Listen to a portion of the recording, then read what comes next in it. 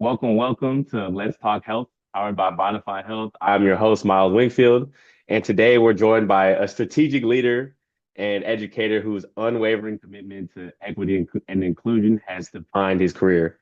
With a newly minted Ph.D. in organizational development with a concentration in diversity, equity, and inclusion from the University of Arizona, he's already translating this expertise into action as both a professor at UC San Diego and the driving force behind transformative initiatives at UC San Diego Health. He's also a father of twins, Professor Parish Jefferson. Professor Jefferson, how are you doing today? I'm doing well, Miles. I'm doing very well, very good. Yeah, cool. I appreciate you having me on or getting on with me. Mhm. And I think we'll just get straight into it. And I'll just ask you a couple questions. And I'm excited for our conversation here today. Sounds like a plan. Let's go. Yeah, so just doing some research on you, I noticed that you spent close to 9 years working at Microsoft. So what inspired you to return to school later in your career and again get your PhD? Yeah. Interesting. During my 9 years at Microsoft, I really had the opportunity to work with some great leaders and unfortunately some bad leaders. And this contrast kind of had a really profound impact on me, especially when I noticed that I had been a high performer on one team, but found myself being a lower performer on another team. And at first, I really didn't understand why my performance had varied so dramatically. But over time, I kind of came to realize that it had a lot to do with leadership and the leadership styles that were actually driving those differences. And that experience kind of sparked, I guess, in me wanting a deeper understanding of leadership, how it shapes not only individual performance, but also performance of the team as a whole. I really wanted to understand really kind of the underlying factors of what makes some leaders so impactful and other leaders and their styles really detrimental or negative to a team or an individual's performance. So that kind of became, I'd say, the driving force behind my desire to pursue a PhD in organizational development and leadership. I didn't really want to just learn about academic theories, but I really wanted to research and really help me better understand kind of the intricate dynamics of leadership and its effects on organizational culture, team performance, and individual well-being. So I looked at I could combine my real life experience and expertise in the field with the academic, and I thought it would make me that much stronger and more knowledgeable as a leader. Okay, that makes a lot of sense. Obviously, you talk a lot about leadership. You do have a PhD in it, right? But you also talk a lot about DEI work. So was there anything pivotal moment in your life, or was that just your upbringing that made you want to combine that leadership as well with that passion for DEI? Yeah. Um, I went back to school, get my master's in social work back in about 2008, and I moved to Texas. So this was my first time actually outside of California for an extended period of time.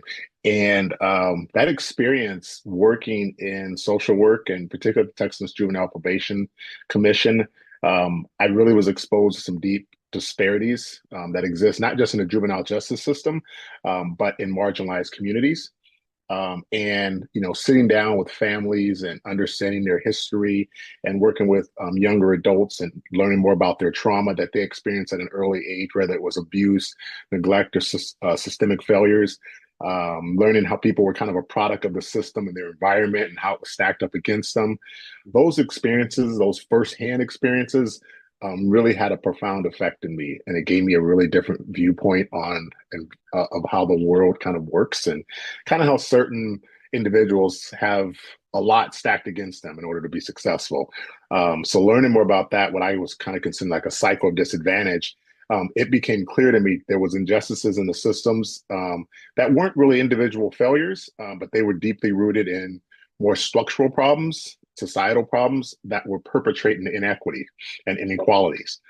So that kind of lit a fire within me and really made me to kind of want to understand more and learn more about those disparities and not just the challenges that those individuals face, but what can we do to make this a more just and equal society? Mm-hmm. And I think that was kind of the beginning of what it wasn't called DEI back then, but really at that time exploring more about just diverse experiences and so many inequities and things in our society, and wanting to work towards what can I do to make our society a better place. And that's what I would say was kind of the beginning of my interest in DEI.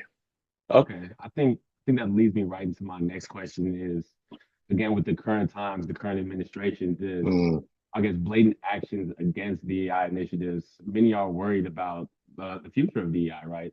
So, what are hmm your thoughts hmm on this shift? And from your perspective, what can hmm individuals and organizations do to keep what you think is so important at the forefront of how they operate? Yeah, yeah.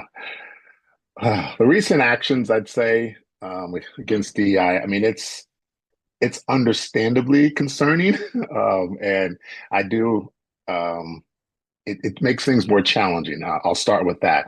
What's disheartening to me is to see how it's been weaponized and how the administration is really, in my opinion, putting false information out there, or and labeling DEI, all DEI is bad, when that just isn't the case. In my opinion, maybe there's some elements of DEI that can be improved, but that doesn't mean you destroy and tear down the entire um, I guess, DEI programs across the board or initiatives.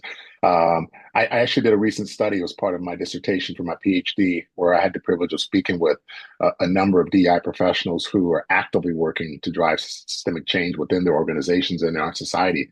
And through those conversations, and I learned really that the political landscape, while it poses challenges, many of them are becoming more resourceful, and they're really doubling down. They're realizing how more important their work is now more than ever. So they're really focusing on aligning DI efforts with their business goals. They're kind of making the case that DI, it's not just a moral imperative, but it's a driver of organizational success. And the ones that I spoke with, they really believe that there's going to be momentum gaining on the backside of this, because of all the negativity that's being and the exposure that's being put out to DEI, that eventually truth kind of wins over. I think I may have mentioned to you before, Tom, also close to publishing a book called If DEI Could Talk, One Man's Journey Through Privilege, Oppression, and Hope. And it really dives into how DEI initiatives can not only survive, but thrive in challenging times. I use a lot of personal stories and organizational stories from my own life experience to really help people understand how DEI touches individuals in many different ways, and the importance of it. So I really think that what's important for all of us at this point is to continue educating people about DEI, eliminating false narratives, and helping people understand what DEI actually is, because it isn't what it's being labeled as. If you just look at the words themselves, diversity, equity, and inclusion, those are three powerful, strong words that are needed in our society. So, in my opinion, it's a matter of educating people, making sure people understand how DEI can be beneficial. And if there's things that need to be changed, then let's work together and change them. But you don't eliminate all the programs and all the initiatives just because you have some political, you know, I don't know, some political battle you want to have. So that's just my feeling about it. Okay, that makes sense. And thank you for that candid answer. Hmm And just to shift gears, but honestly keep it along the same type of lines. Obviously, over here at Vitify Health, what we do is we use AI to automate patient matching in clinical trials. Again, hmm emphasizing representation within these trials. I know you've in your past been outspoken about your participation in clinical trials. Was this, I guess, lack of data on Black, Brown communities what inspired you to participate in these clinical trials, or was there some other um, source that inspired you to Yeah, participate? yeah.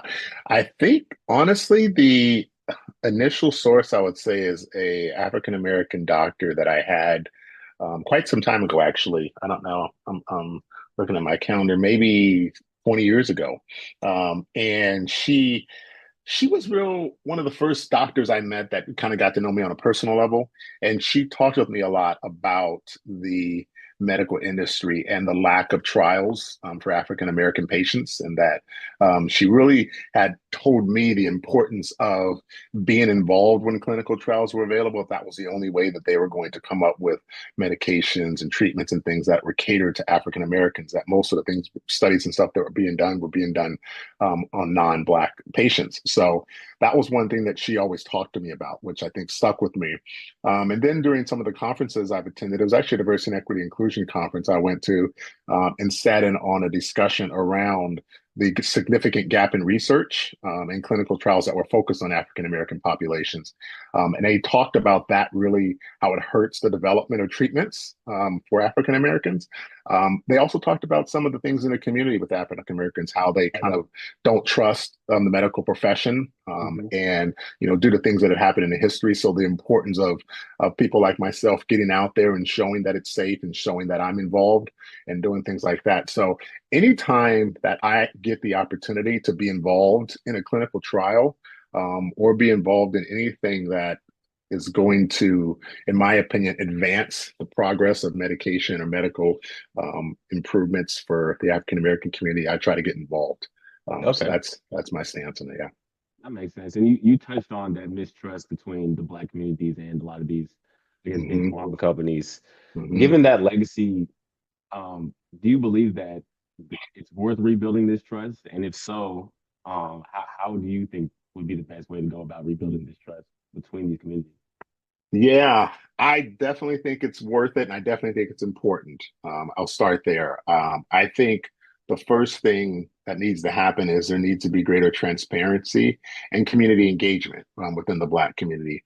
Even at my position at the University of California, San Diego, that's one of my initiatives that I'm responsible for, is trying to get out in the community and get more people involved in the research and to attend our events and learn about the work we're doing, so they can be involved in some of the clinical trials. So that's a big initiative. Second, we got to start partnering with these community leaders, I think, and some organizations and healthcares and in the communities that are kind of underprivileged and maybe aren't involved in these trials, and start working with them to get their stakeholders involved in not just the design, but the implementation of some of these trials, and ensure that the studies are meeting their cultural sensitivities requirements, they're respectful, align with their community needs and things of that nature. And then I think one of the big things I'm going to say, because I see this just in my role, is there needs to be more diversity in the clinical research workforce and field. Mm. There is just a lack of people of color. Rather, I will say, I do see a lot from the Asian community, and but and a lot from surprisingly, actually saw a lot from Middle Eastern communities as well, but I do not see a lot of African Americans or other people of color. So I think that's something that needs to change as well.